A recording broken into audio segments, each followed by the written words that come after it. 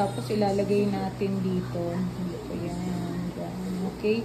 Galis tayo ng guwantes. Dahil nahihirapan ako ng nakagwantes. Pero nag-make sure akong malinis ang kamay ko. So, huwag kayong mag-alala.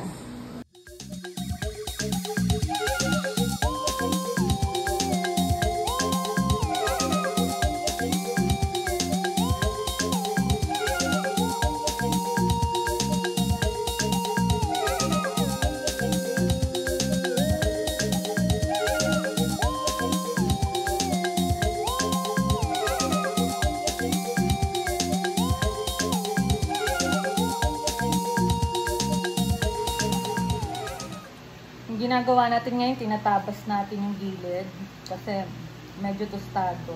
Mocha to eh. Mocha moist cake. So, yan, pag medyo natusta, yung gilid ng cake, tatabasin natin. Dahan-dahan lang. Problema lang kasi dito sa mocha,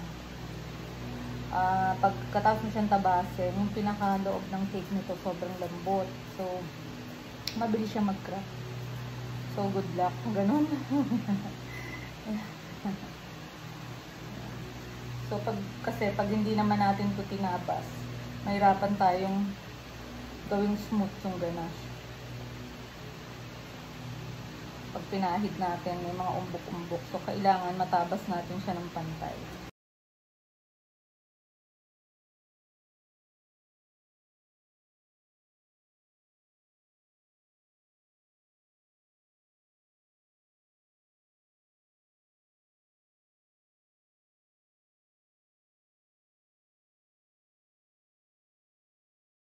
So, medyo maganda yung ganache natin ngayon. Tamang-tama lang yung dapot niya.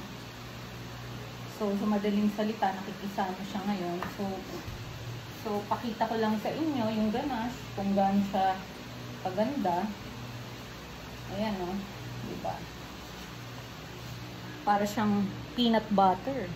Yan ang tamang consistency ng ganache. Lagi niyong tatandaan, pag gumagamit kayo ng ganache, yan ang tamang consistency. Yung mga sobrang malabnaw, ang mga gumagamit nun, yung mga expert, yung habang pinapahid nila, unti-unting bumubuo sa cake. Oo. Pag medyo baguhan ka, mas maganda, ganito ang texture na gamitin mo para hindi ka mahirapan. Peanut butter consistency. Okay? Yan. Diba po ang ganda? So, ito, kakatapos lang natin mag-ganache. Lalagay muna natin to sa chiller. Bigat ha.